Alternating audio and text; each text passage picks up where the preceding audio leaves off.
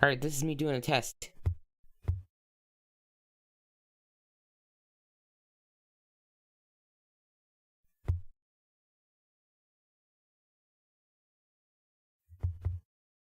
I can hear myself. That bodes well.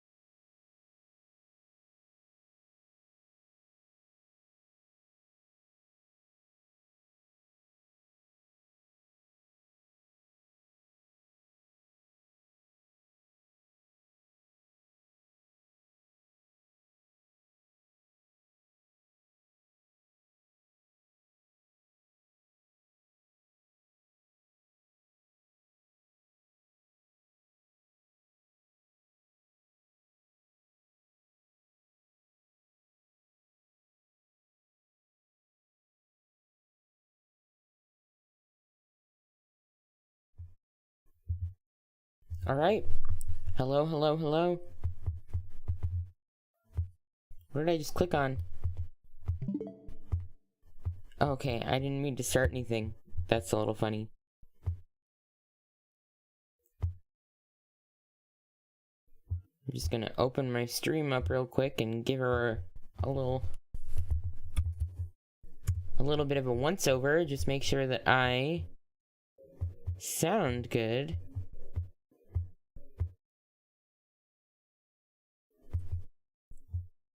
Yeah, I think I sound good. There we go. Just needed to fix the orientation of that a little bit. Okay, I think we're good.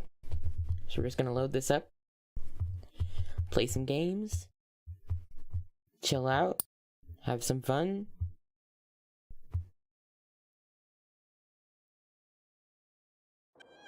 I'm gonna turn this son of a gun down just a little bit.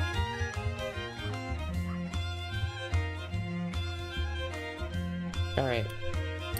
I have no idea what direction I was going in. What is that? I don't remember getting that. How neat. Alright. Oh, do you know what? I think that I had actually just made it to my destination, and so now I was kind of like free to go wherever I wanted.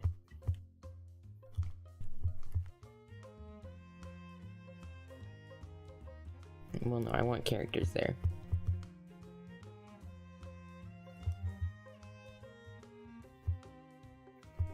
Okay. Wow, that made the map so much nicer. Maybe not nicer, that's not the right word, but friendlier to read through.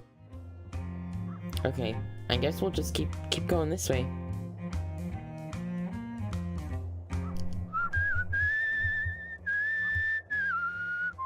Let me tell you what. Twitch really has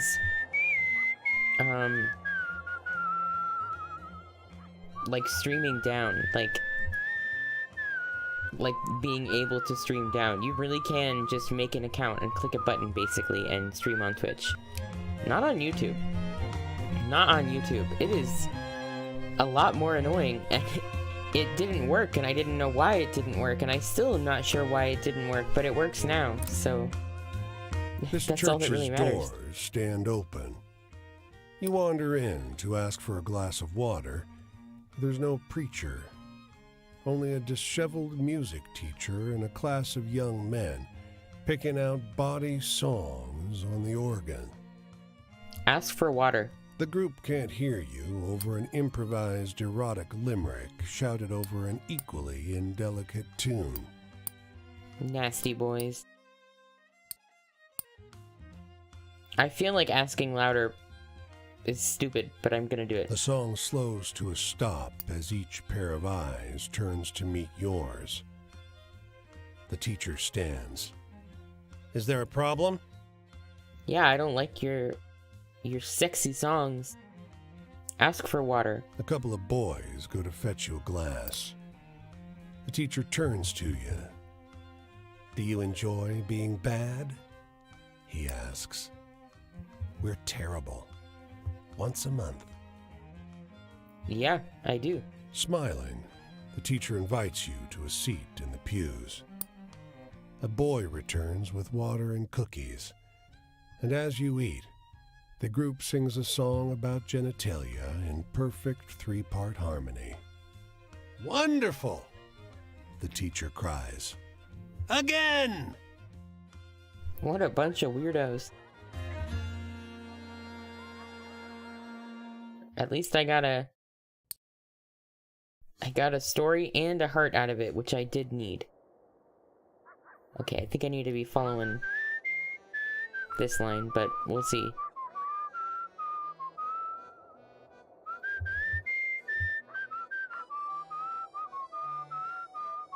I've only died once, which seems like a... No, I'm not going the right way. It must be this way. Seems like a, Like, I should have died a lot more, for sure.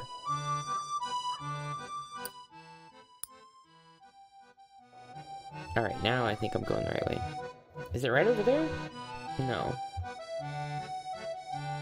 I don't think so.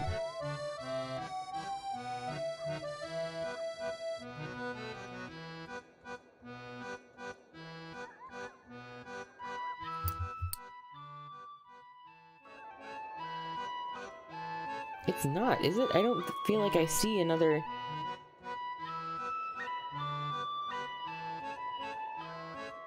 I don't see a camp here, right? No, it kind of looks like it wants me to go this way. But I do not see a camp anywhere. Let's hear a story. After gossiping for a while about the weather and the crops and the state of the world... World fall bad? Oh, all bad. And getting worse. He takes a different tack. You look like someone who likes a good story, he wheezes. Try this one on for size. I'm listening.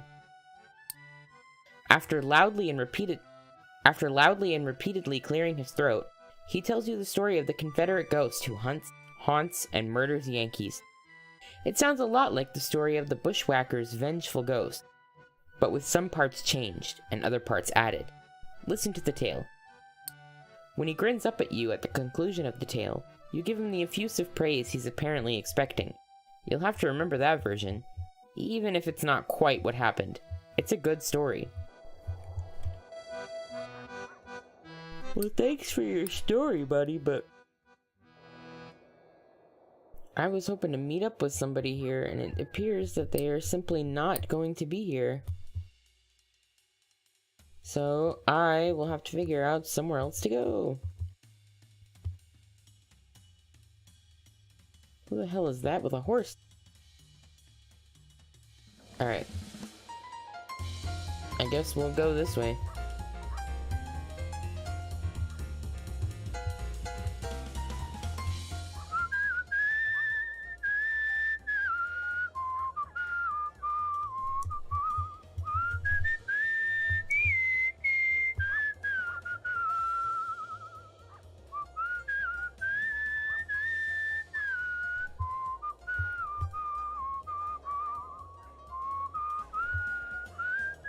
Watch it for some fucked up reason. They can't be over here.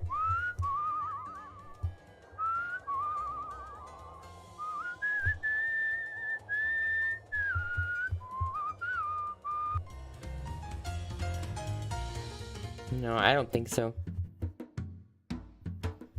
But here's some more stories, so we'll grab those. Maybe hear one of our own. You suddenly become conscious of something heavy in the air. The light of the cigarette breaks the darkness.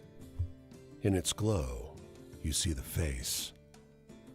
Something inside you wishes you hadn't. ¿Quieres esto? He rasps. Then, cigarette. Yeah, sure. Take the You cigarette. pluck the cigarette from his fingers, and suddenly, his whole body starts to dissolve. You watch him disintegrate until all that remains of him is on the floor. A disquieting pile of, well, what would you call it? Bone meal?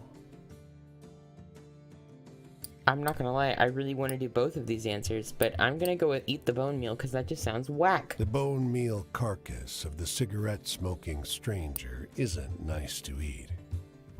After a couple mouthfuls, you move onwards, feeling interestingly better than before. What the hell?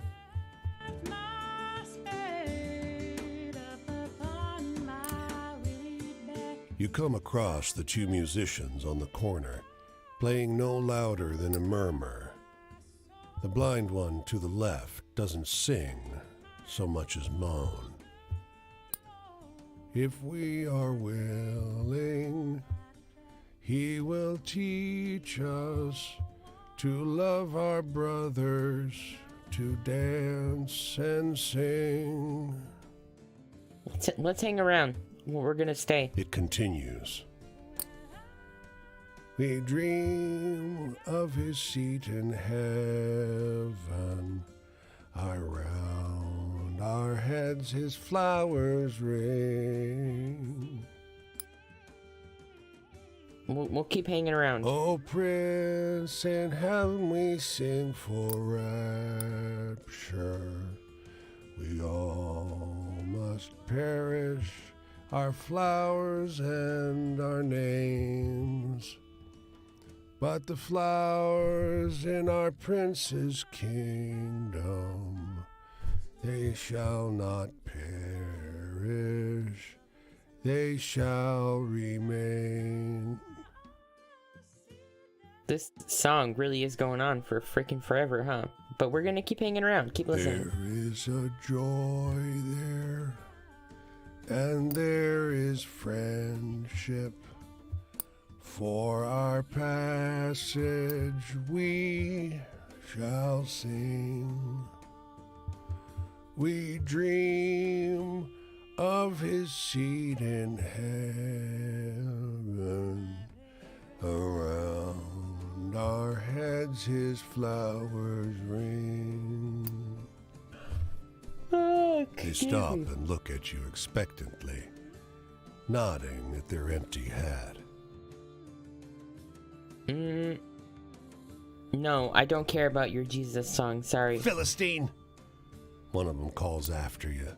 Ingrate! When you don't turn around, they perform the song all over again.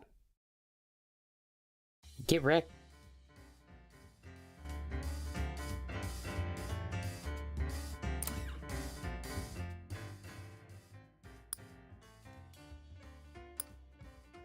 The story of Casey Jones, you realize he's telling a new version of the fastest railroader in America, but with new parts. Okay?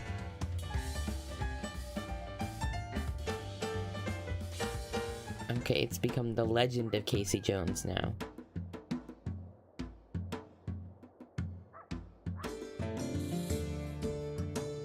I wonder if that's a road over there. I wonder if it's going in the direction I'm going. If it is, I think I'll pop over there. The man lowers his paper as you come near. His weather-beaten face is drawn. They say it's spreading. The dust is strangling the land. Half my cattle suffocated in the last storm. We cut open the carcasses to salvage the meat. They were filled with mud.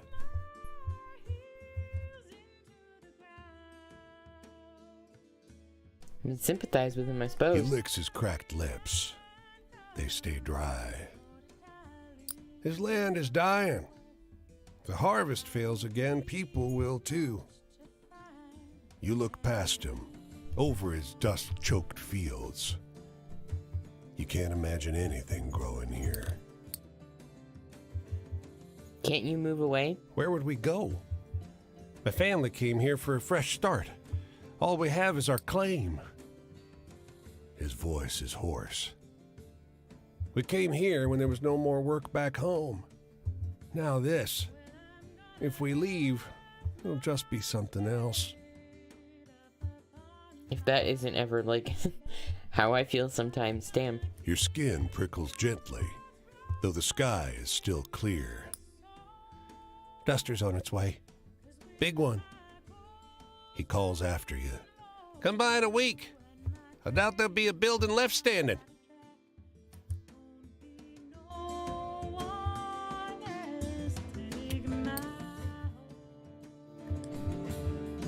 I didn't realize that all of my little stat thingies were full. That's handy.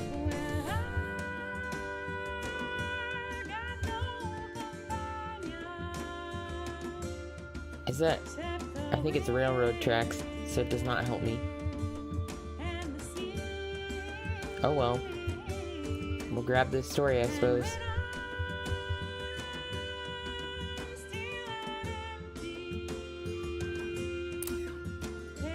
Here. Can you find her? His voice is soft, cooing. He's lowered himself down so that his head is level with the two blonde-topped boys next to him. Can you find Grandma? They're pulling ears of corn off stalks with uncommon gentleness. Say hello. You don't really say anything. You're just interrupted by the sight of the man's face, a subtle hole under his eye socket. I didn't see you there. The wormy body of a stalk borer crawls out of his skull. You'd best be moving on, Drifter. Yeah, I guess I best be, huh?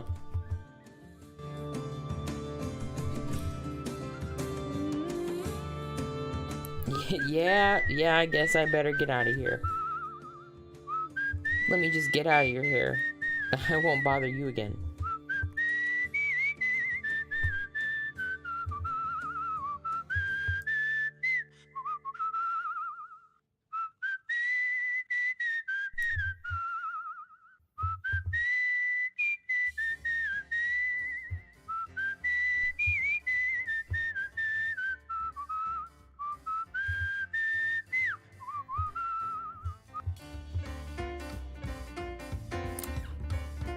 A woman waits while a man in a truck fills two of her buckets with scoops of whitish powder from a bin.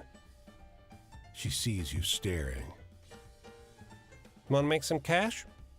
She calls. Doing what? She takes you up the drive to her farmhouse, where her son and daughter are mixing something in a metal barrel. Locust bait, she says. Poison?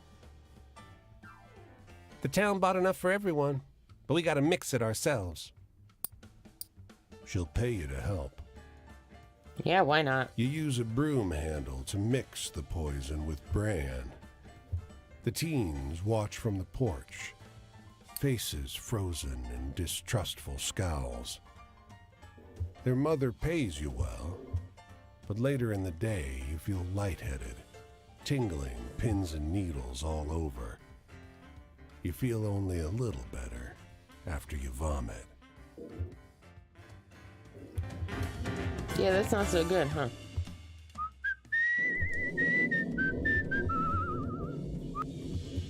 Do you hear the jets flying by?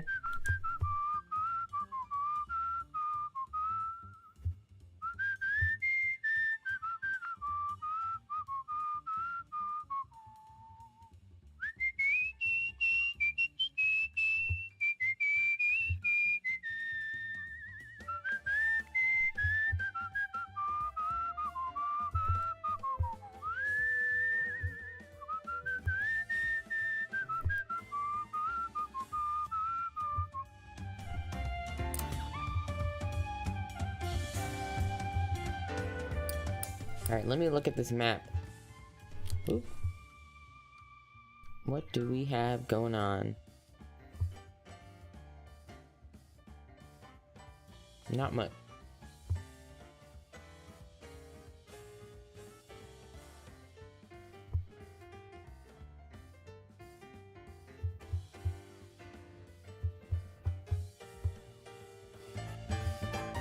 Alright, let's grab these stories and then, I don't know, we'll just keep walking, I guess. Actually, we'll get this one first. And then that one on the way out.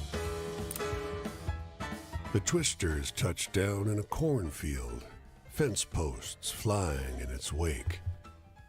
A huge black stallion charges toward the tornado. On its back, a cowboy whips his lasso through the churning air, nearly matching the Twister's speed. His wild laughter carries on the wind. I'm sure that it's not because this game came out long before Nope did. But is this the plot of Nope? God damn it, Bill! Another man hollers, clapping his hands to his hat to keep it from flying off. Quit being a damn fool! The man on the horse turns toward him and flashes a beatific grin before digging his heels harder into the horse's flanks. Seek shelter. You follow the man and his hat into a root cellar. Bill's damn good with horses, but he's only happy when he's trying to tame something bigger than himself. What does he think he's gonna do? Ride it? When the storm clears, Bill and his horse have vanished.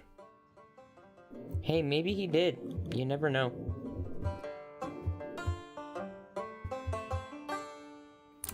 I hope you made it, Bill. The barn and silo have seen better days. One big storm might bring the whole structure down. A man hollers, "Ken? Ken? I know you're here, boy." He sees you and lopes across the field toward you. You seen a boy around? About 14? I haven't. He sighs. My boy is missing. I haven't seen him since last night. He swallows. He ain't the type to run off, neither. Can you spare a minute to help look? I'm worried sick. Checking the roof seems like a bad move, so I'm gonna look inside the The barn. interior of the barn is dim, even with the great doors thrown open. You check the animal stalls, but find nothing. Oh. As you look up to the loft, you spot a gap in the roof. A bit of cloth hangs down. Perhaps a shirt. Check the roof. You climb the ladder and make your way across the roof. A trail of empty beer bottles leads you past a discarded shirt and to the base of the silo. You climb up. There's a hole in the silo roof, a rupture where rotten wood gave way under something large. Look You inside. maneuver your way along the edge, keeping your weight off the rotted panels. Oh no. You poke your head inside. He's there, half submerged in the grain. He's been dead for half a day at least. Climb down. The man's waiting at the bottom of the barn ladder. Anything? There's a spark of hope in his eyes. I can't just leave a rotting body in his silo telling the He truth. chokes back a sob. I told him not to go up there. I told him. He looks up at the tower, then turns to you, tears tracking down his grimy cheeks. Why didn't he listen? That's sad, brother.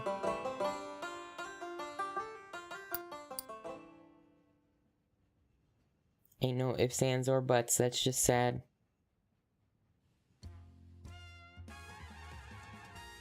Why can't the cars be going this way? The way that I'm going? It's so annoying.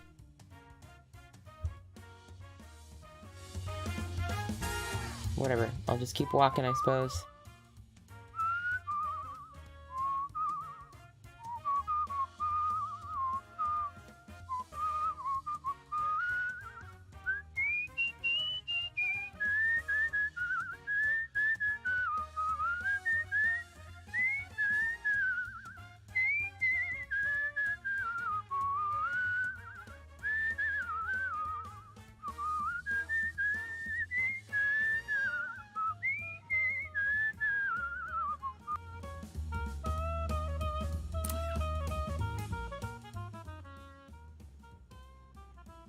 This kindly old man sharing the shade under the bridge with you tells you a few rambling stories.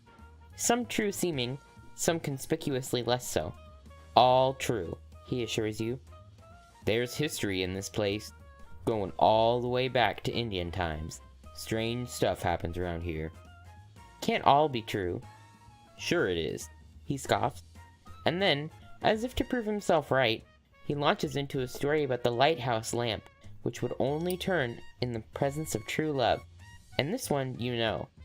It's the story of the blessed lighthouse sanctuary, where souls in love could find respite, but wilder and stranger than you remember. I know that one. See then, the old man laughs. So I ain't pulling your leg. It's all true. Thanks, buddy. The girl tilts her basket away to hide whatever's inside. You want to see what I got? I'm not telling. She raises her eyebrows, encouraging you to pry further. This girl is either very confident or too young to know shyness. Show interest. Ha! Got you hooked. Too easy.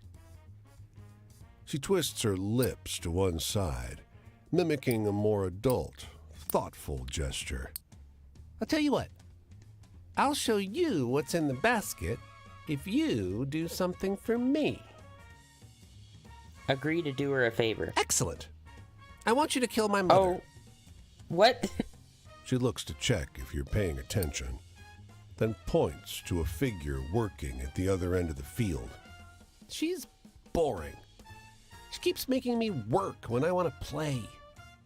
The girl bursts into peals of laughter. She doubles over the basket, laughing so hard she's barely able to stand. When she can speak again, she says, You should have seen your face. You really should. She beckons you over, shows you her basket. Lift the cloth. 3 kittens snuggle up at the bottom. They're barely old enough to open their eyes. Ma gave them to me for being good. I've called them Badb, Matcha, and Anand, after a story Nana told me. She preens. I'm very clever, you know. Somehow I believe that kid when she says she's clever. Stacks of suitcases grind the parked Model A deeper into the dirt. An extended family inside defies the carrying capacity of the vehicle. The driver leans out the window. Want this? He swings a violin around by its neck. 10 bits. We need it for gas. You hear a muffled pounding from somewhere within the car. I don't have that much. 6 bits then. We need it for gas. The pounding becomes frantic. Still no. The back door breaks open, and a girl crawls over the laps of dusty bodies. Don't you dare! That belongs to Louise Ames, She shouts at you. Louise Ames! She's dragged back into the writhing nest of limbs, and the door slams shut. On your way, the driver tells you. You go. That sounds like my large family on a road trip.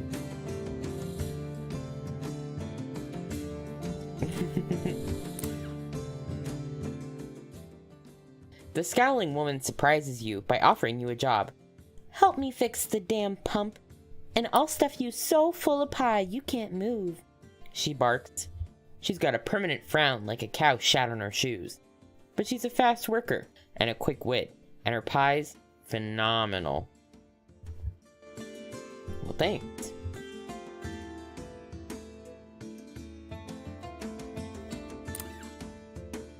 Surrounded by fields of corn and rye, a small farm lies fallow. Its tiny stable crumbles into disrepair, and foxtails sprout from its fields. Into the farmhouse. Inside, the sunlight filtering in through 2 small windows turns to hazy gray shafts in the thick dust that blankets the interior. There's not much in the way of furniture, but on a rustic kitchen table, a handwritten note catches your eye. Never opened. Examine it. It's addressed to Martha and unsigned. Her name is written in the stiff letters of a man for whom literacy is more a formality than habit. Read it. If you find this, I'm already gone. Don't come looking for me. The rest is scratchy spirals and circles of halfway readable writing about the noises from the cellar and the hunger in the darkness. The cellar door at the edge of the abandoned kitchen calls to your attention. Yeah, we're gonna go down into the cellar. The door is unlatched. The ground below is deeply stained with some dark residue you can't identify. Upon it, only ancient piles of chains and manacles, slowly turning to rust. Well, can I hop on a train? I don't remember. No, I didn't think so.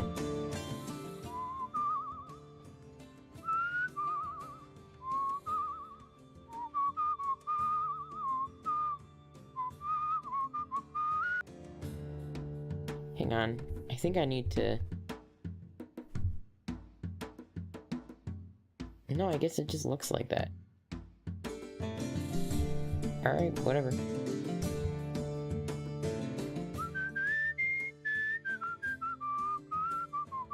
We're coming up on a city.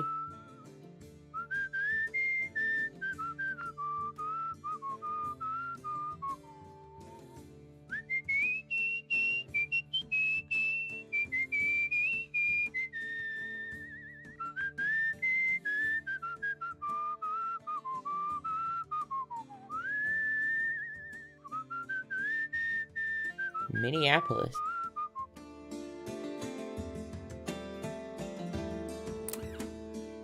There's something wrong about this lonely farmhouse.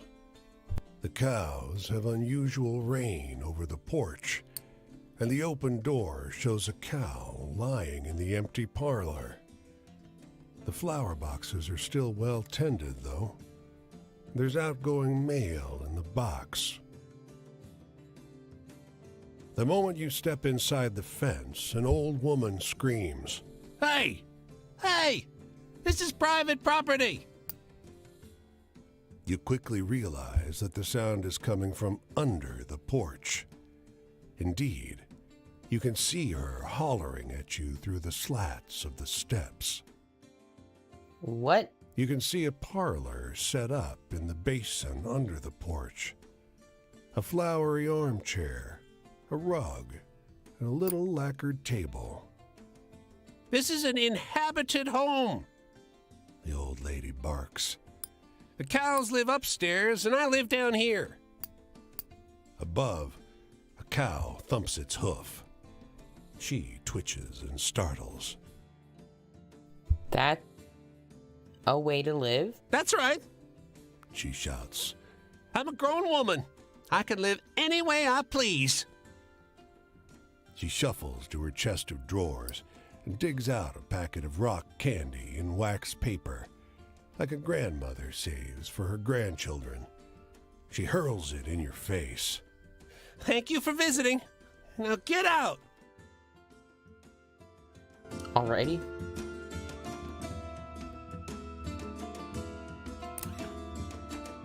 Ride with us a little while, stranger. It's a kind offer. Miles of dusty road through the rolling prairies have recast this landscape as an exhausting soup of wind and misery. Climb aboard the wagon. There are 4 of them on the wagon. A perfect nuclear family. Mother, father, son, daughter, and a small fuzzy terrier trailing behind. But the pace of their movement is glacial. The draft horse ambles forward, one agonizingly slow step at a time. Why so slow? Ain't no point rushing to get where we were going. The wooden cart shivers with every pebble on the road that its wheels must laboriously traverse. The girl in the back pipes up. The going's the point, see? Keep with the cart. Time stretches wearily. The father sometimes makes half-inch adjustments to the horse's trajectory, keeping him from ambling off the road. There is some intimation that they are heading for Oregon, but at no point is it mentioned when they might arrive. Well, I wish them the best. 3 delivery trucks sit on the waterfront, their drivers securing the cargo. 12 cop cars form a protective half-ring around them. Their occupants seem to be gearing up for combat. Ask what's happening. You approach a pair of cops. The broad one pushes shells into a shotgun with a practiced motion and an undercurrent of excitement. His wiry partner indicates the trucks. We gotta get these through. Keep them secure. From what? The broad cop grunts. You been living under a rock? Strikers. Says the other. Socialist motherfuckers. The broad one adds. The wiry cop looks away. Why are they striking? The broad cop sneers. Doesn't matter. They better fall in line. The other shakes his head. My cousin's out there. I don't think their demands are... Maybe you're standing on the wrong side. Come on. They walk off to join a briefing huddle. Hell motherfucking yes, I'm going to sabotage the cop car. It's a token act of resistance, but it's something. You drop onto your belly, the car between you and the gathered cops, and locate the fuel line. You jab a knife into it. It takes a few attempts, but you nick it just right and cover your face as gasoline pours out. You stand to find the thin cop watching. He looks between you and the fuel leaking over the asphalt. The two of you lock eyes for a long second. Go. He says. Nice.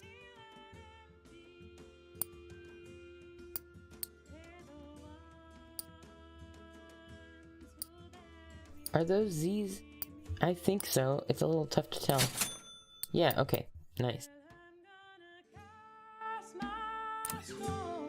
Well, I want to see where the train station will go. Not that I have money for a ticket. Alright.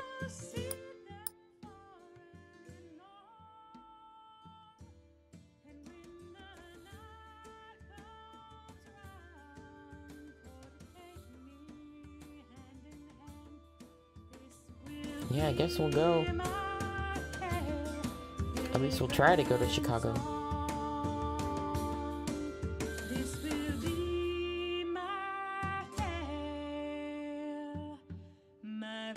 I hope I can get around here. Okay.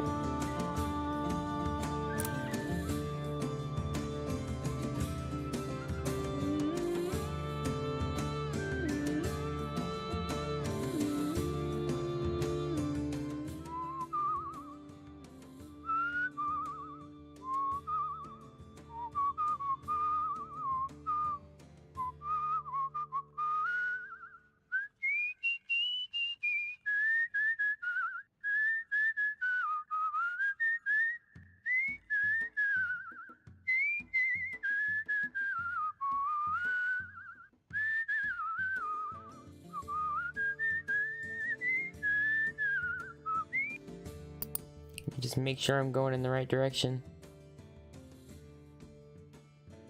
Seems so.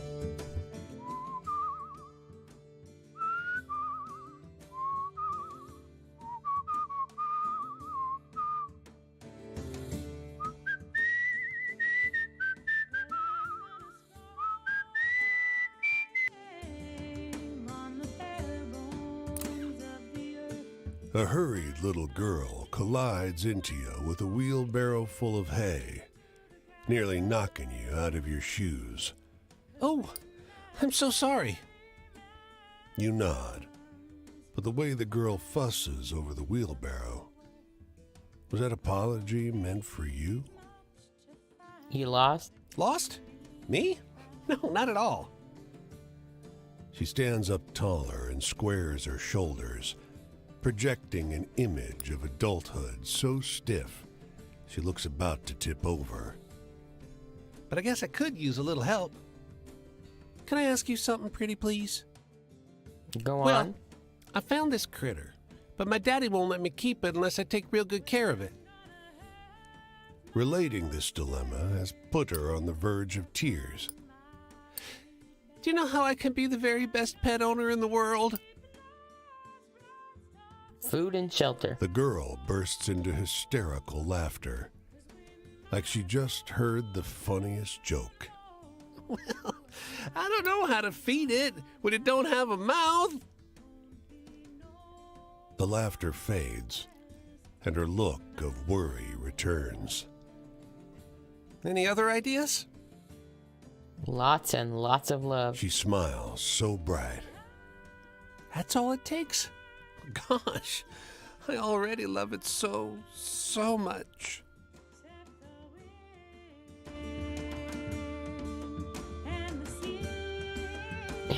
All right. Well, you love that little creature, kid.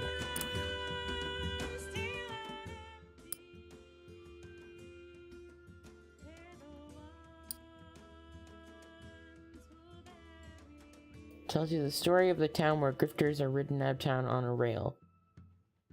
You recognize the bones of it from from when you were told to leave town. Okay.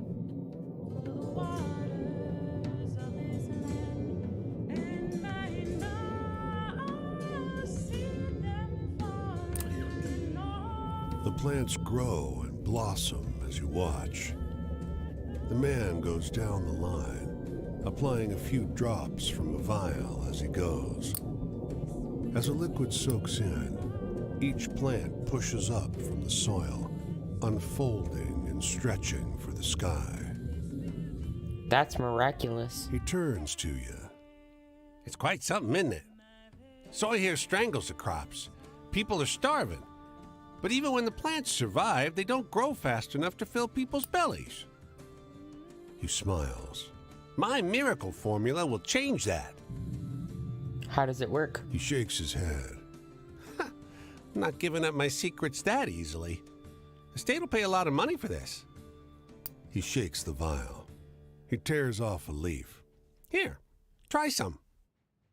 Taste the plant. It's just bitter at first, but as you swallow, the fibrous mass burns in your throat.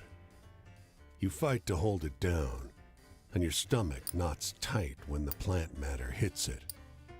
You cough and hiccup. The man looks at you, curious. What do you think?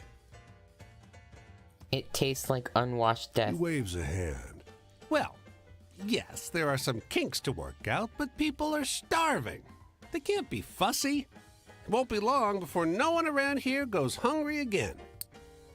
Your stomach protests. You feel like you'll be hungry again very soon indeed.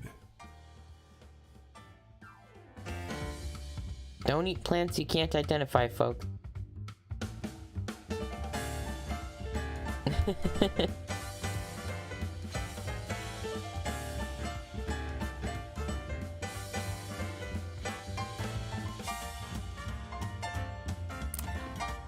Just a moment there. He says, shaking your hand. I'm Paul Dalhart from the Republican Herald. You may have heard of it. Syndicated in 6 counties. Never heard of it. Well, no matter.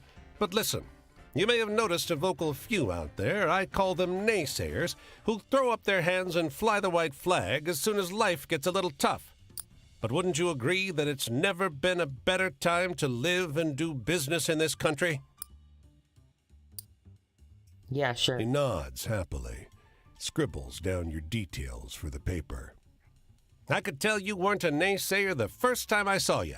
My thanks. And his voice drops to a conspiratorial whisper as he palms you a quarter. From a brother in arms. What the hell does this mean?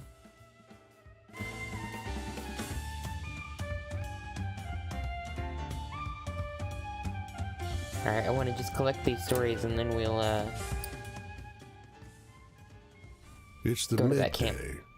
And yet this whole neighborhood is eerily quiet. Everyone seems to have retreated into their homes as if warned of something. You soon realize what? The reciprocating sound of a Thompson gun, emptying its drum.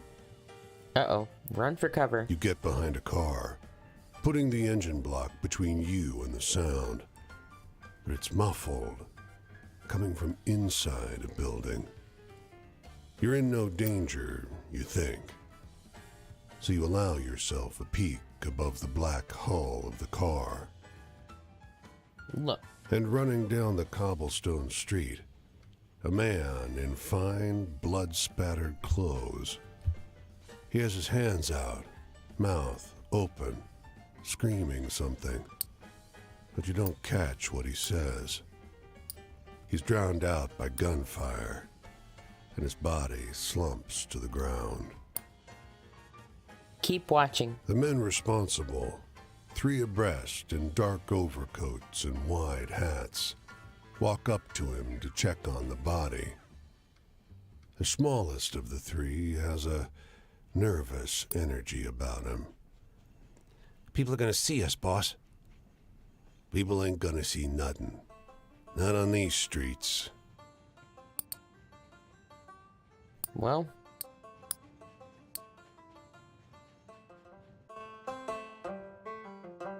Alright, I want to look at my stories real quick.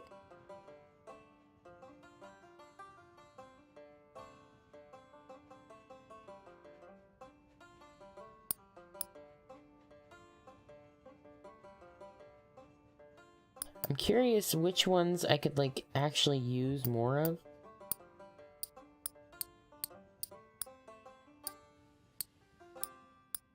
But it seems like I have at least 4 of all of them, which is good. Alright.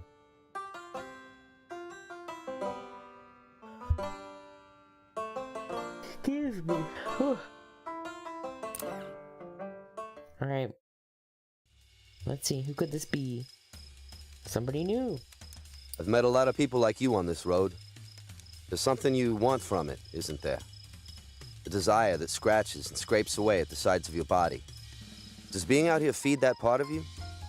It's that way for me, living in a state of motion, resting nowhere, returning to no one. I've been a wandering ghost for a while now, and I'll be that way for some time to come. But that's a fate I should have known I was in for. I'm a poet, after all, alone, out here. I spend too much time inside my own head. Can you tell me a hopeful story to lighten my mood? I sure can. That is not the one I was thinking of. That's it.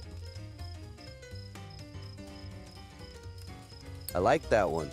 Makes me feel the way Silas used to in the old days. I had a family. We were close. Me and Jess and Deborah, even Pauline. We had a shared goal in the world. When I think about any of them now, though, I can feel poison rising in my chest. They didn't do anything wrong. They're all still grand folks. It's just that the situation with Silas ruined my attitude towards them, too. Being jilted plays a mean trick on your capacity for love. I need an optimistic story right now. Something to put a smile on my face. Can you think of any like that?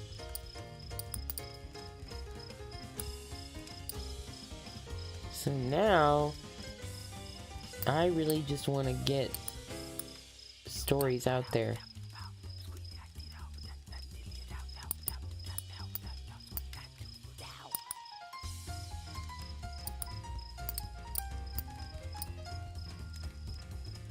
I'm trying to think, like, what is something I haven't really told anybody, but I think I've told everyone pretty much everything. I don't know.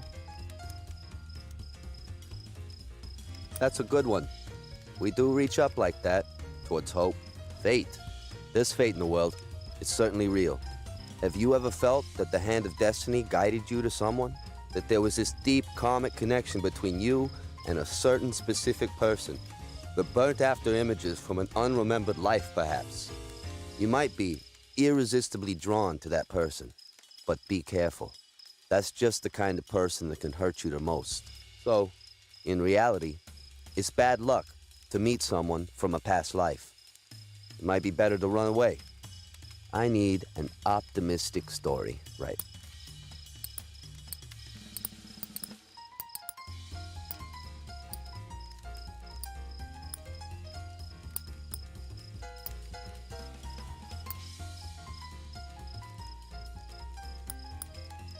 Let's go with the man who heard his death approaching.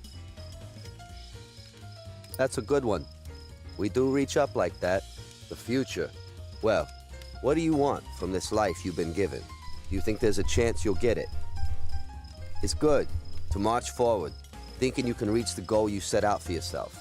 Of course, we both know it doesn't always work out.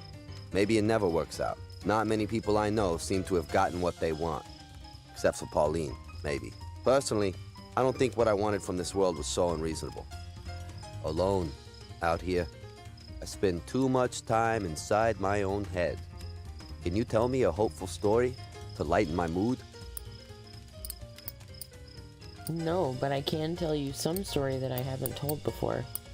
Where's Rocio's tale? Is it in the joke? Okay.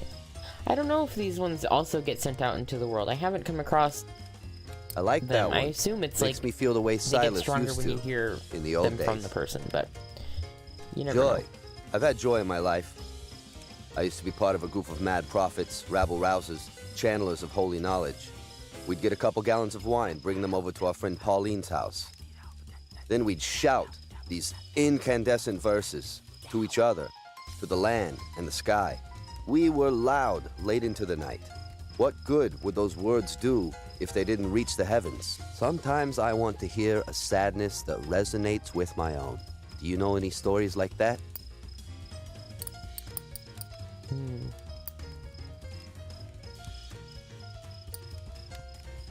The Strange Bus, sure.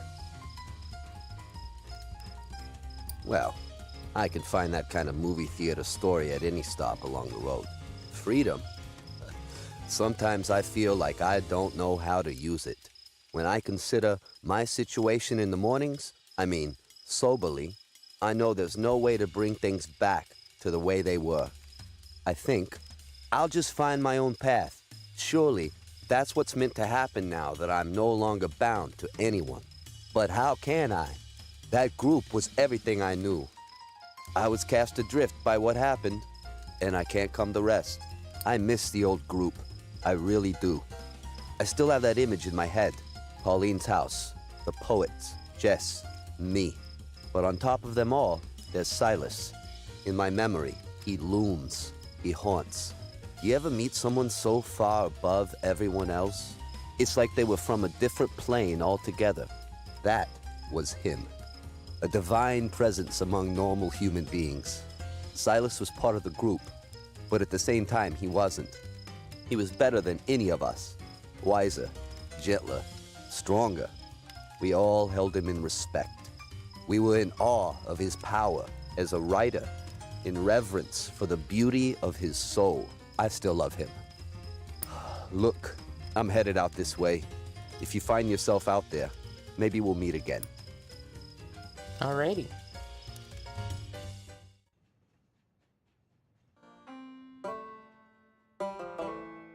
One down.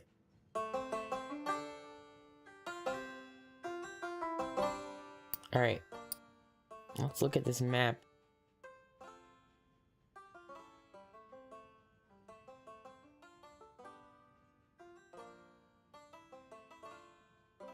I think I'm gonna head in this direction. Where's this train going? Where the hell is Pierre?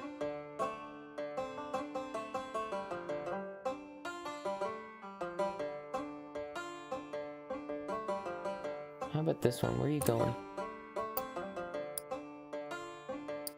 Cincinnati. That might actually be where I'm going.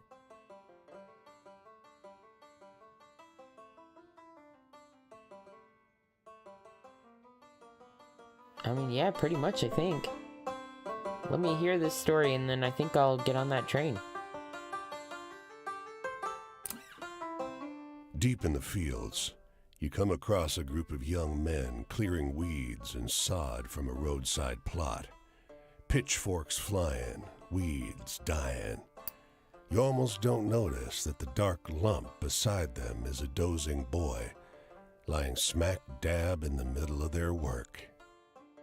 Look closer. There's an odd frenzy to the way these boys are ripping the sod apart.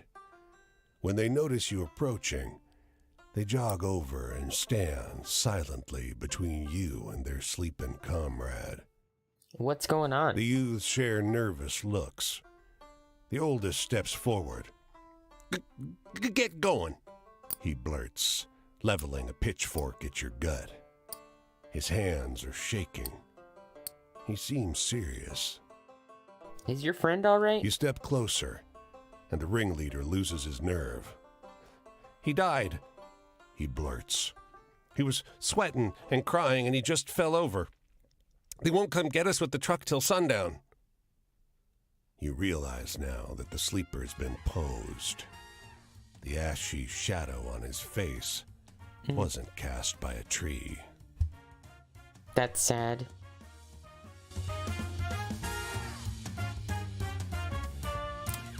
Alright, we're gonna get on this train. Huh? Hey, traveler. Come to join my fire again?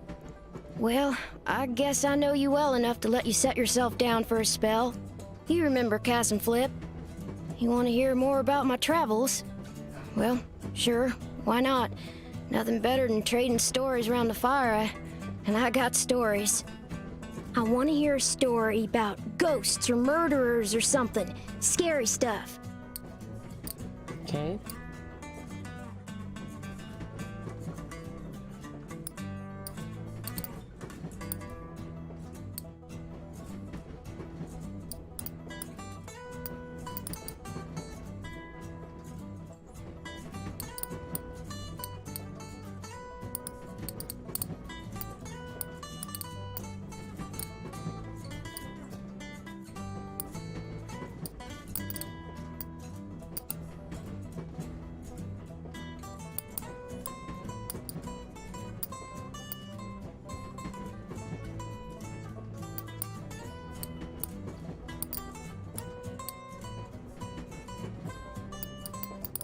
Oh, maybe the murdering twins? Yeah, we're gonna go with that. You spin a good yarn. I was shivering there for a little bit. My family. There ain't no way I'm gonna start jaw-flapping about those bastards. Judases, the lot of them. Enough said. I want a story that scares me. Now I'm older, almost nobody can do it. Give me your best shot.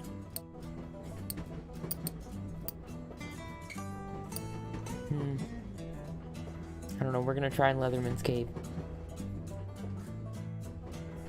That was a chuckle to be sure. But do you know anything more lively? Traveling. I sure do love it. And I seen some pretty things out there. I seen serpent trains passing on a green and gold sea. I seen mountains so tall and forests so thick, nobody will ever tame 'em. I once seen a bunch of townies skinny dipping in a river. That sure was something. I seen terrible things too. Biblical floods and starving folks. And black blizzards full of dust. I want to hear one of them venturing tales. Got any?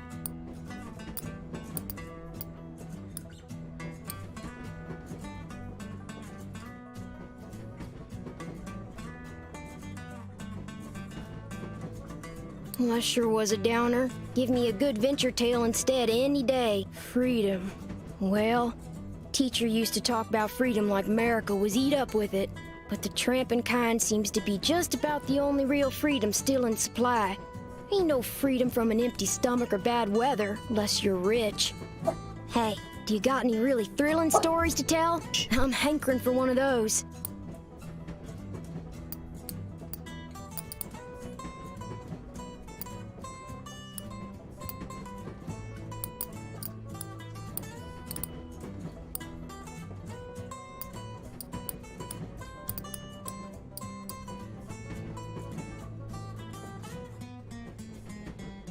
I usually like the scary stuff, but your story needed more punch, I think. Luck.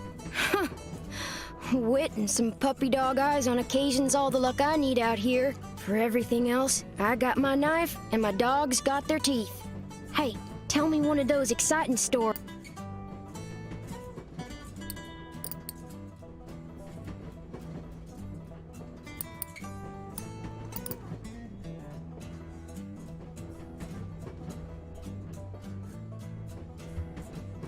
Were you trying to scare me? Well, you didn't go far enough. Huh. Well, I don't know a whole lot about the past, but they say there's an Injun grave around these parts. Say it's haunted and full up with angry spirits. I used to love hearing stories of cowboys and Injuns fighting it up. Would swap tales with the youngins. But, well, I suppose if someone shot me, I'd be pretty vengeful too. Oh, heck, the night's over already. I sure enjoyed talking to you, but I gotta get on. I think I'll see what's happening up the road this way. The tramping life suits me just fine. Every day is a venture. With things being so depressed, folks walk around like it's the end of everything good. But it ain't. Plenty nice things to see if you know where to look.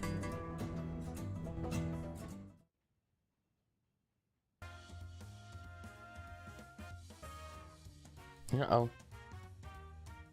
As you hop off the boxcar, you suddenly feel the heavy hand of a railroad bull on your shoulder. "Now where you come from?" he asked, in a way that indicates he doesn't care. "You don't mess with the Great Northern cars." The beating that ensues is efficient and brutal. Alright, I'm gonna die anytime. The baby buffalo lies tangled by a fence, wire biting into its flesh. "Please," it says, "I must reach the sanctuary before they find me." The light here has a thin quality. Colors are oddly muted. There's a taste of something old in the air. Ask who's chasing it. They were hunters of my kind. I am the last born. Every year it repeats. I must run. They must chase. It is the cycle that lets my people survive. You hear hoofbeats. A ways back down the road, a cloud of dust rises. The buffalo struggles. "Please, help me." Free the buffalo. The wire cuts into your hands, but you untangle the animal. The buffalo charges off as soon as it's free. "Come on." You glance behind. A trio of riders emerges at the head of the dust cloud. Follow the buff. You run alongside the buffalo. "Not far," it grunts. "Just ahead." You see the boundary, a line of rocks that mark the border, but the hoofbeats sound close. The ground dips, and the beast stumbles and falls. They'll be on you any second. I don't know. Carry the buffalo. You snatch up the beast and run for the boundary line. All you can hear is the pounding hooves and the whooping of the riders. They're on you just before you reach the line. You hurl the buff forward as you fall. Look up. The buffalo crosses the line and turns with a defiant bellow, a primal sound that far outstrips its size. It drags its feet through the dirt, kicking up a cloud of dust. When it settles, the four are nowhere to be seen. You hear the distant clamor of a herd in motion. I think this might have killed me though, right? Yep, I died.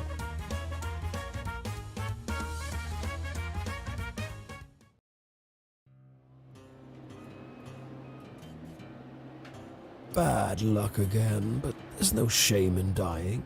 Everyone does it. You still have a job to do. But if you want to learn anything more from me, now is the time. And I'm sure we'll end up seeing more of each other before you're through.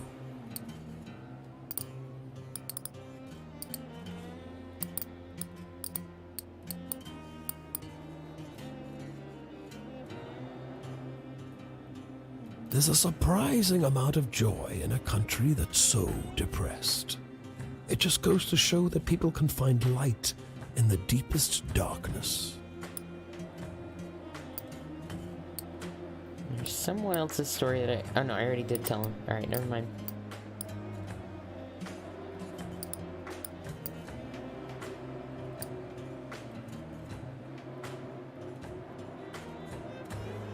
Something you may have noticed.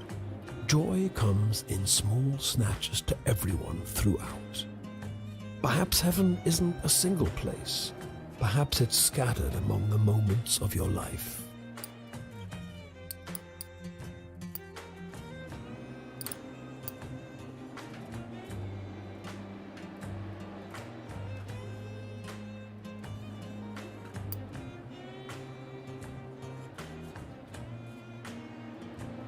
Maybe everyone feels that their choices don't matter in the larger scheme of things, but somehow things manage to change for better or for worse.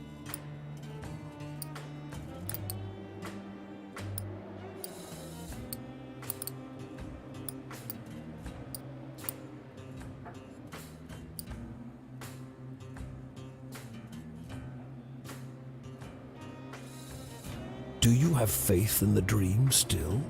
Or for the first time? Is there another dream that we could build? A better one for everyone?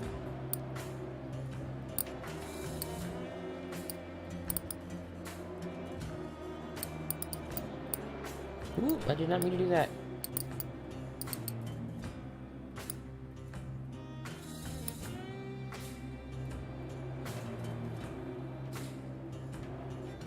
It's like there's a big aching wound out there. I wonder if this country has ever been anything but sad. Go on your way, Seeker.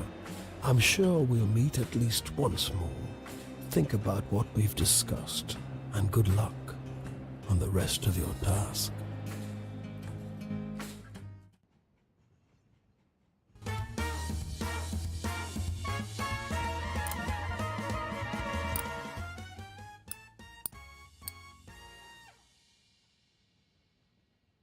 Oh no, everything is full. I just realized that. Okay, I'm gonna look at the map, and then maybe I should think about,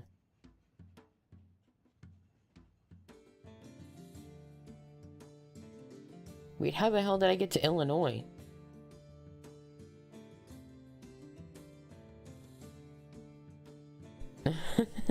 I guess I just never made it to Ohio. That's a bit funny. Alright, I'm thinking about just going and talking to character whose name I cannot remember.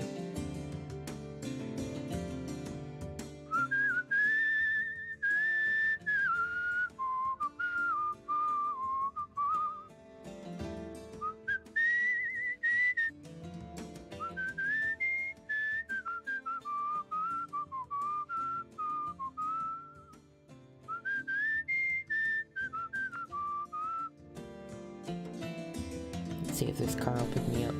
Nope.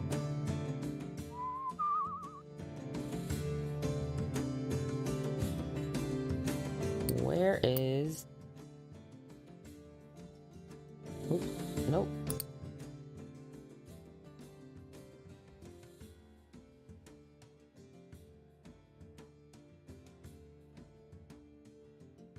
The river crossing.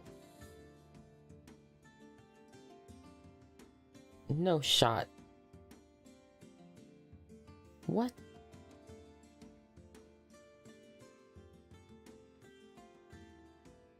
I have to go all the way down there, all the way up there. Maybe this car will pick me up. Nope. I might just wait here and hope a car grabs me.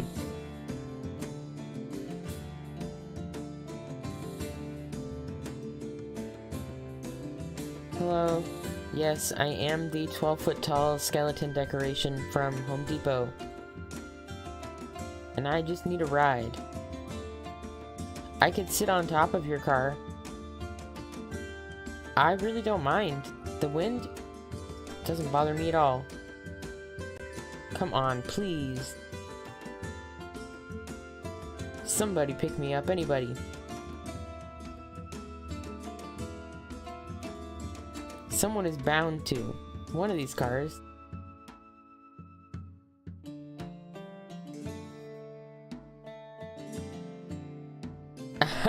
Now it's like a personal thing.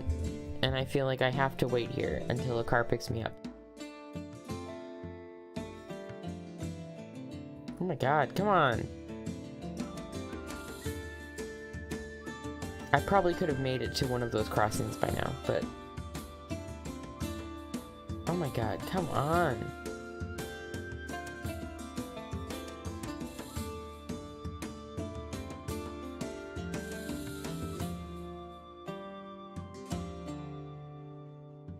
No way, I've never had this many cars pass me before. Watch me sit here for like 10 minutes, and then it turns out that there's like something where they won't pick you up here.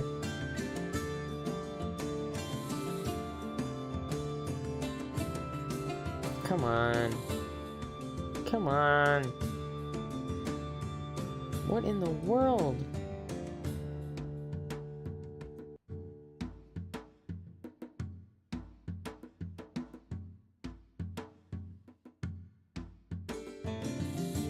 Ah, yes. Please take me over the bridge. Please take me over the bridge.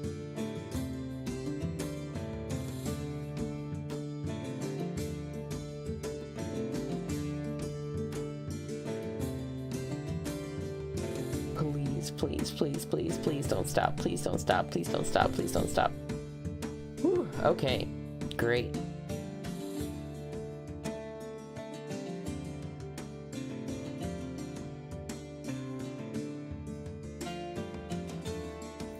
Now watch him go like incredibly far.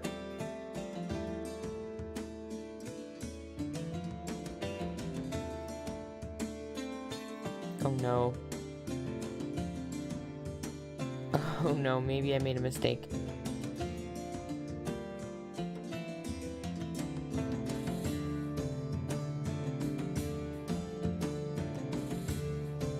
Oh no. Oh no, please stop before this crossing.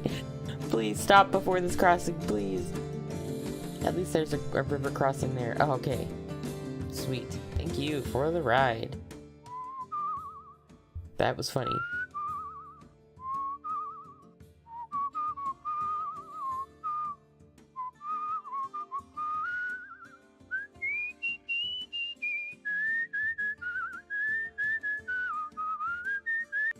I feel like I may as well grab this while I'm here.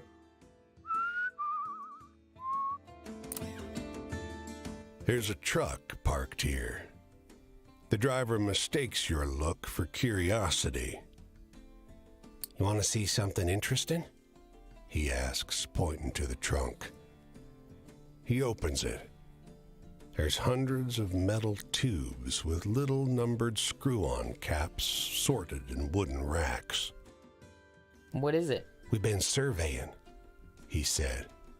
It's my job to study soil health. The trunk has a map taped to it, marked with numbered dots. I can show you the one from your hometown if you see it here.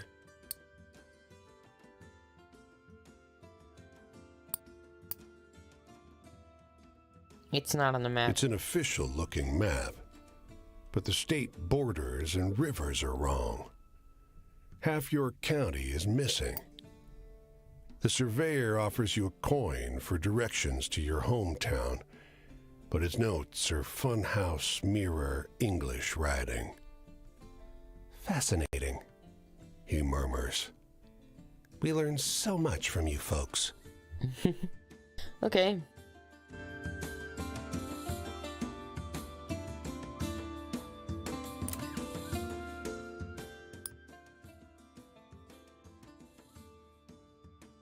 The murdering twins who cannibalized their third brother. Huh. It's a great story. Alright. Back on the walking road.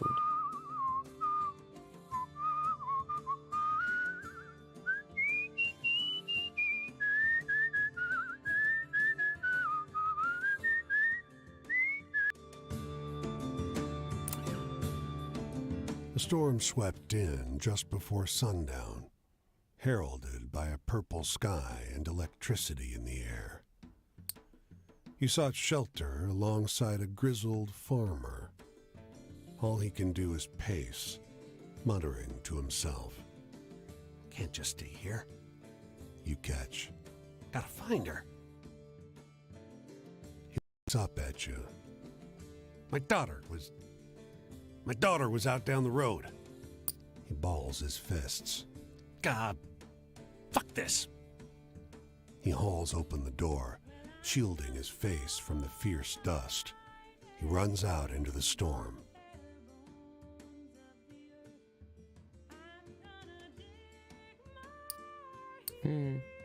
Try to help The him. dust scours your skin, and razor winds whip at your clothing.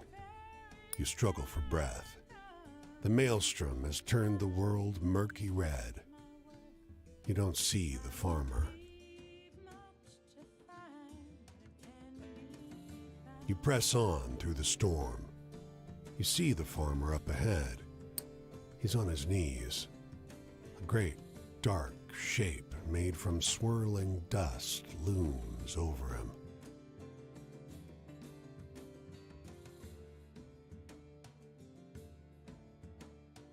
You manage no more than a cough.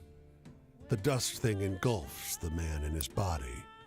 The storm whips faster. You can't breathe. You have to get back to shelter. Run. You make it to safety, but don't manage any sleep. The storm settles in the early hours. You find the farmer laid out in the street, his corpse a shriveled mass. He has one arm stretched out in front of him, as if to crawl. I want to test something real quick. I'm going to mute the capture card. And have my desktop audio on.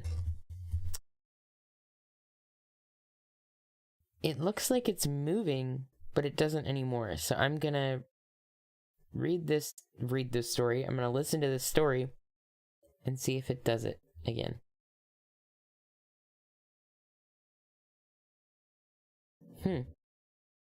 I don't get it.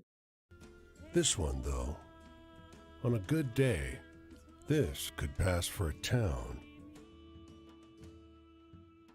Wander around. Starched white tents stand tall and many, and a stroll through the grounds finds you neither trash nor trouble. You hear some chatter from a large tent on your left. On your right, a tent in the shadow of the trees emanates a soft buzz.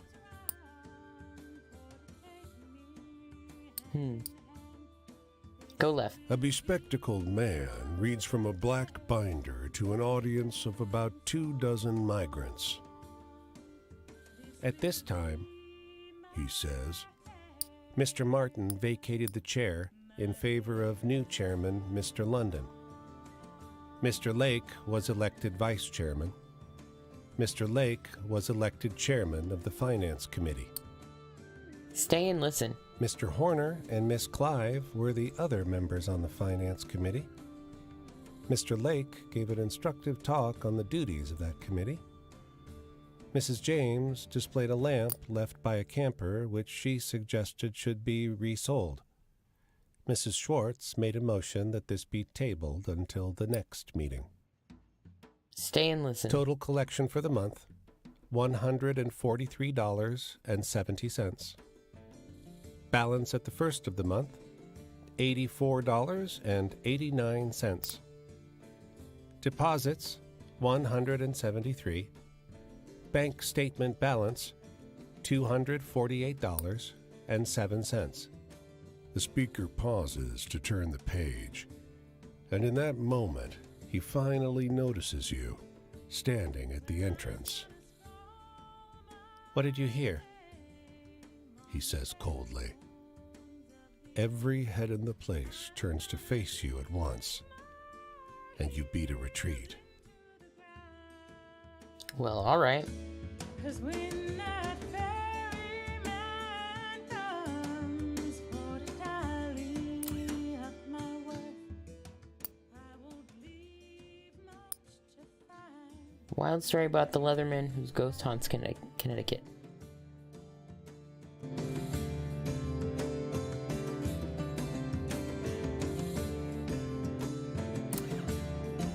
Alrighty.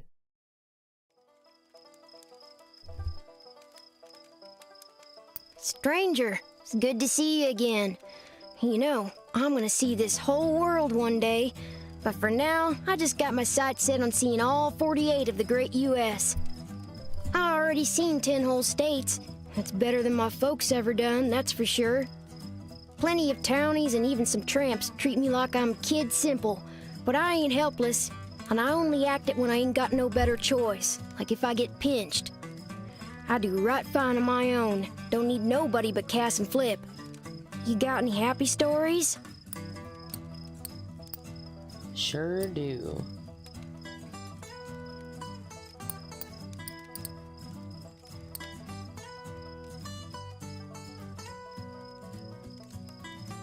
Sometimes I need a tale like that just to remind me it's not all depressed out there.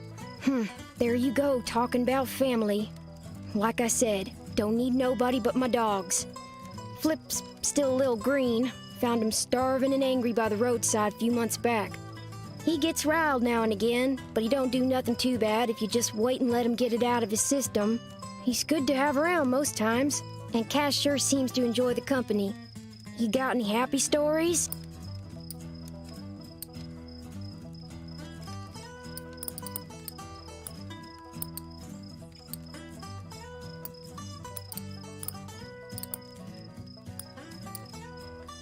I wonder if Dupree's tale because it's hopeful counts as happy. Now that's a happy story. Oh. I remember lots of folks talking about fate and fortune before I started my travels. Talk on the River was about them populists and their Louisiana governor. Some folks say they was up to no good, that they was lazy and un-American, cheating fate with government meddling. Others said we all gots the right to be kings, if and we'd only let all folks have a fair shot. I suppose I ain't right in line with neither, but I don't think there's nothing un-American about needing help. I want to hear one of them venturing tales. Got any?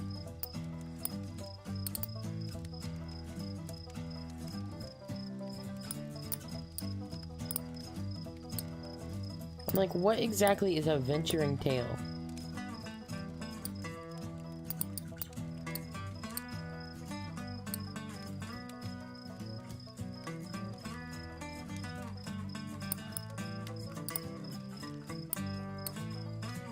Maybe the legend of Casey Jones will be a venturing tale. Whoa, quite a story, stranger. Travel, yeah, I want to see it all, the whole world. My brother used to read me stories of Jules Verne, of rich folks traveling around the world, and all for a lousy bet. It didn't sit right with me that folk with all the coin in their purse should also keep the world in their back pocket. I aim to grab a little piece for myself. Hey, do you got any really thrilling stories to tell? I'm hankering for one of those.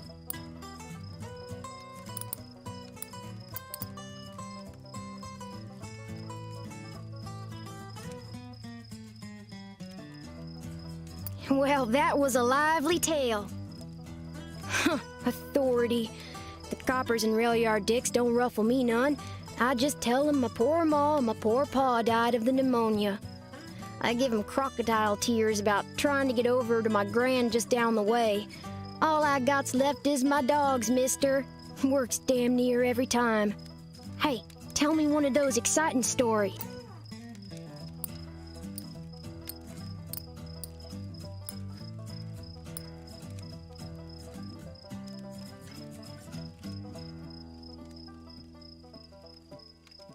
Ain't life got enough tear-jerkers in it without telling stories like that? Jeez. Sadness. Ain't seen no sight sadder than in the city. In the city, they want you to feel like a giant among giants, like you can do anything. But I seen them shanty camps full up with folks who got nothing to eat or do. Cities serve to make the small feel smaller. Aw, heck, the night's over already. I sure enjoyed talking to you, but I gotta get on. I think I'll see what's happening up the road. Sometimes I surely do wonder what'll become of this land. Folks have been chasing the dream of tying it up for so long. Now they got their wish. Things are worse than ever. Maybe America was never meant to be held in your hand like this.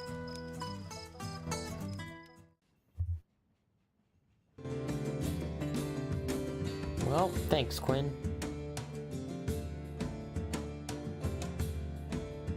I think it was down this way. Oop. Yep. Alright.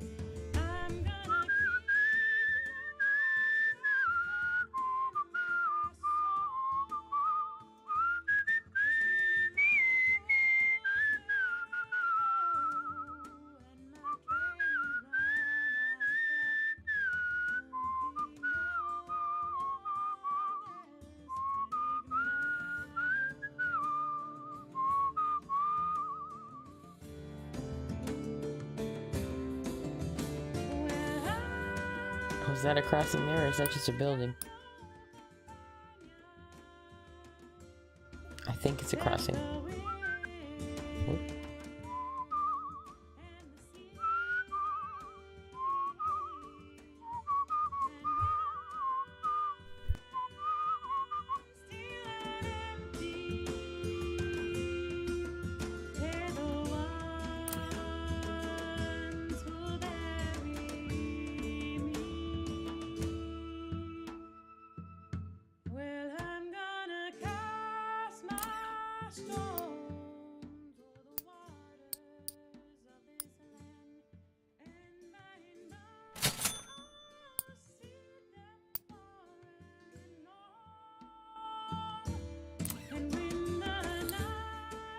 It's nearly Christmas. Many are drinking liberally. A man staggers up from a downstairs bar and falls over the top step. "Help me!" You can barely hear his voice over the traffic. "For God's sake, help!" People tut at the man's drunken state. A woman tosses a coin at him without even looking. The drunk clasps at his gut and looks straight at you. "Help me, please." He lifts his hand from his stomach. His palm is red with blood. Is this not just proving what Quinn was just saying? Help staunch the bleeding. You press a cloth on the wound, and he hisses with agony. Another man strides up the stairs, laughing. He looks at the bleeding man, sweeps his Stetson off in a theatrical bow, then turns to you. "You best mind your own." Fuck you, I'm gonna stay. He steps forward, smiling toothily. He twitches his jacket up and rests his hand just above a pistol. "Good evening to you." Tipping his Stetson in a gesture of farewell, he walks fast, but not fearfully, and does not look back. Assist the wooden man, the wounded man. The bleeding man collapses into a fetal position. His clothes are saturated, and a bloody puddle has formed around him. There's nothing you could have done to save him. You could speak to the police, but you didn't see the killing blow. Aww.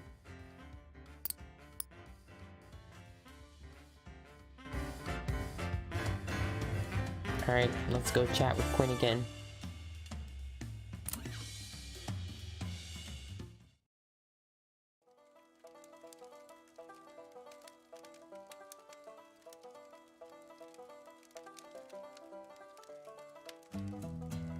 You seem an alright sort, stranger. But there are some real bums out there, and I ain't talking about folks who are down on their luck. Got myself run off from a nice spot I done set all up a few miles back for winter. Ain't the first time I've been run off. Let me tell you about the bunch of Judases what raised me. I was oldest, had a brother and a baby sister. The farm was small, but it weren't sad and all full of ruination in the early days. But I suppose my ma and pa couldn't make a go of it. When things started getting depressed and tight, every damn thing started to fall to pieces. First, they stole from us, money we'd been saving or earned, things they could sell. Then they abandoned my brother, letting him die instead of calling a doctor. Then they sent me on my way, saying they couldn't provide no more, that I was too big for 'em to keep. I'm in the mood for something real funny-like.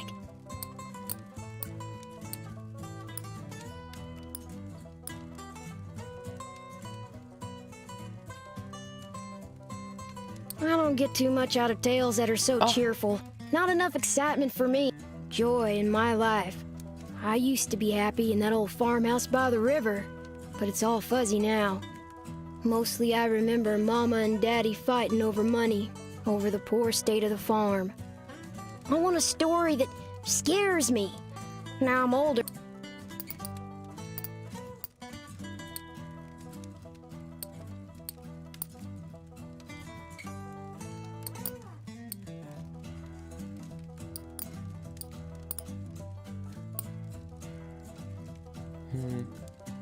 I feel like this is not gonna work.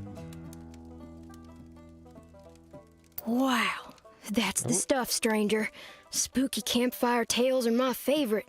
Stranger, I try my best not to think on the past. This ain't my normal state of things. But, you see, Cass ain't a very good conversationalist, and it's nice to have someone really listen to my story. Hey, do you got any really thrilling stories to tell? I'm hankering for one of those.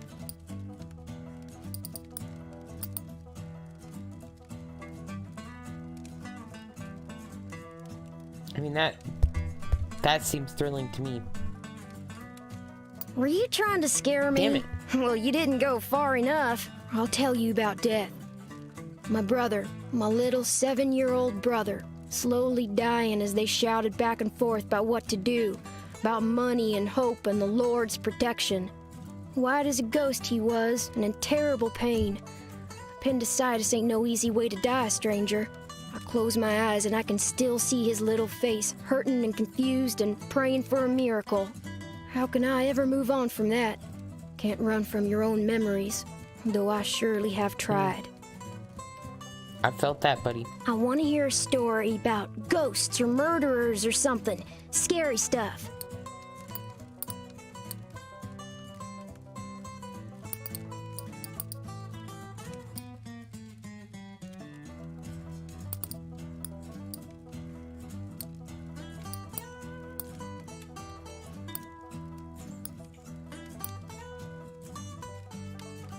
I feel like this is not gonna work, but I'm gonna try it. Not sure I quite Yeah, I follow didn't that think so. one. Being Damn it. trapped. I've responsibility to playing a game on. Hey, tell me what. Okay, I'm curious if I exit. Leaving already? I don't mean to drag you. Look, I'm heading Damn up it, the I was road this hoping you way. wouldn't move. I was Where hoping you you'd stay in going? the same spot. I hope our Ugh. roads cross again.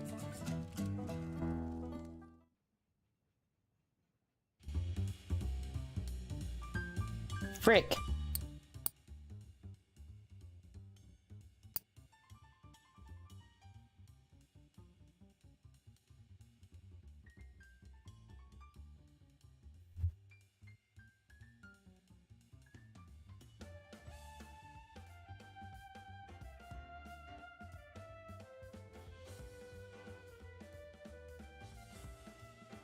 I feel like the body stories might be funny.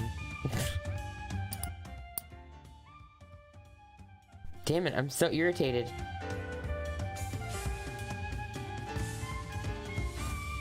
Alright, this way, right? Yeah.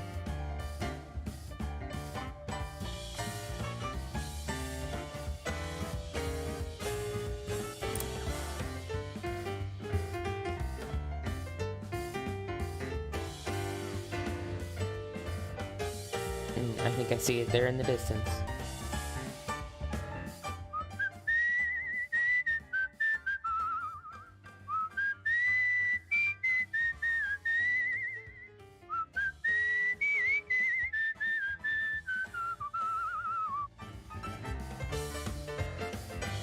Alright. Retry.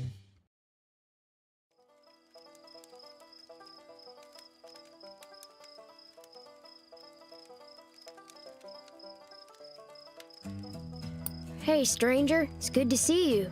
I've been missing our talk since you and I last split. Been thinking how my family Judased me and how they did wrong by my little brother. Worrying there was maybe something else I could have done. Here, sit with me. I want someone to talk with about all this.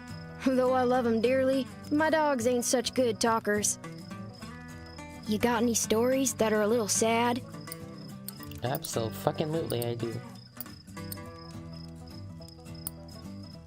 Oh, I just realized Quinn uses they, them pronouns. Oh my god.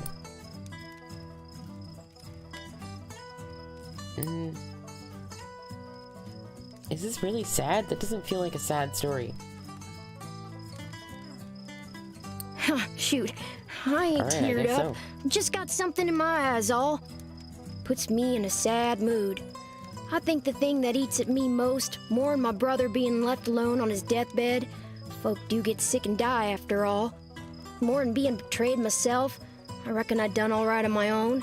It's that my baby sister got left behind. Those Judases still have her.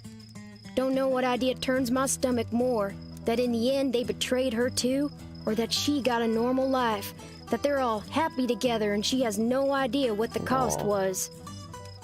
I want to hear one of them venturing tales. Got any? Oh, I can sure try.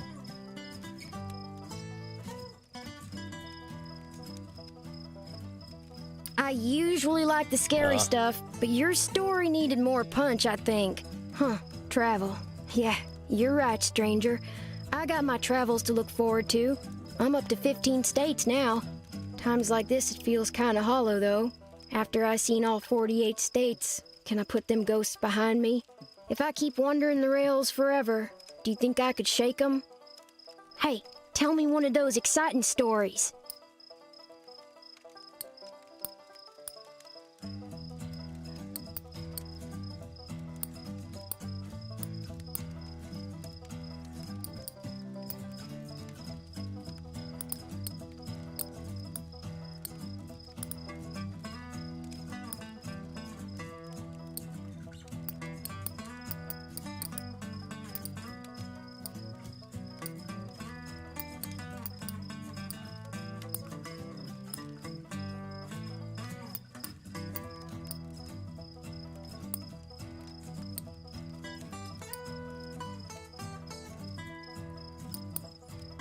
Like, what is an exciting story exactly?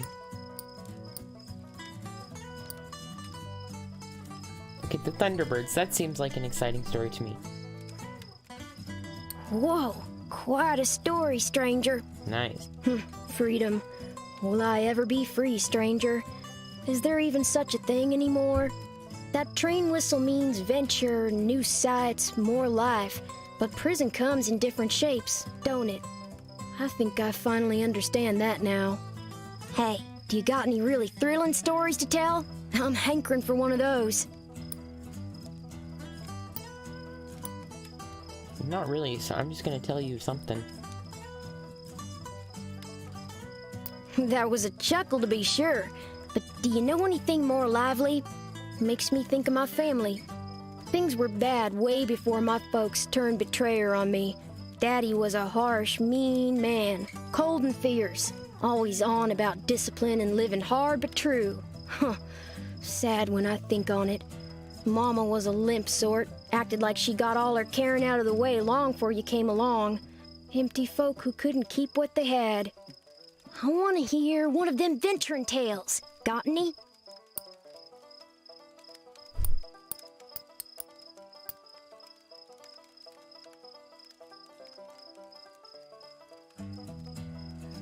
Were you trying to scare me? Well, you didn't. You talk about fate. I wonder sometimes if what was in them is in me too. That thing. I get that, buddy. That thing. Whatever it was that made my parents no good for people. My oh my, stranger. Listen to me blubbering on about my woes. I reckon it's something about you what brings it out of folks. You're searching for something great, something holy, aren't you? But you don't figure you're gonna find it. And you wonder if it can't be found at all, or if it's just you that can't find it. Really eats at you, don't it? I can see it in you. Anyway, I best be getting on. I think I'll This see kid what's just called happening me up the out. road. Take care of yourself, stranger.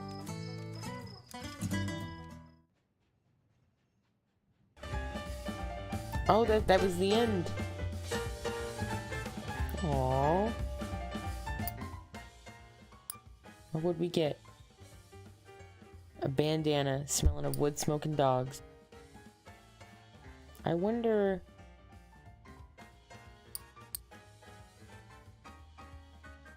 which one of these is their story? Is it family? It kind of feels like it would be family. Which one of these things is family, though? I don't remember.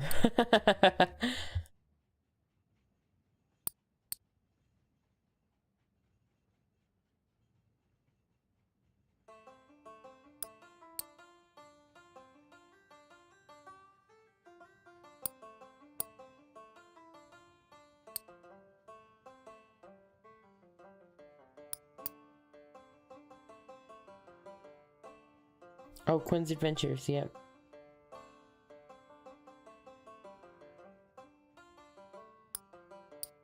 Okay.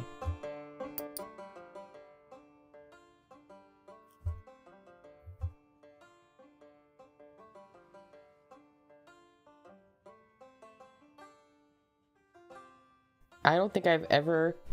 I don't think I've ever looked at this page before. That's very helpful, actually. Uh-oh.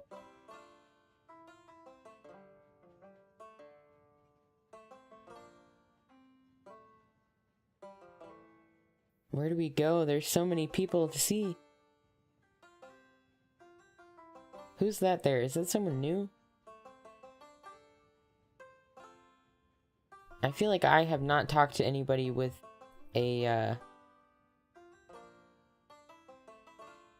what's that called? A guitar.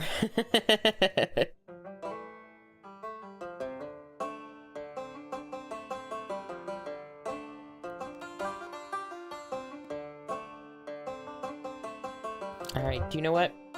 I think that's gonna be it for me. We're coming up on 2 hours, and I really gotta pee. But I don't want to put it on Be Right Back just to go pee. Alright, that was it for me. Thanks for popping in. I had a good time. I hope you did too. And I will see you people next time. Bye!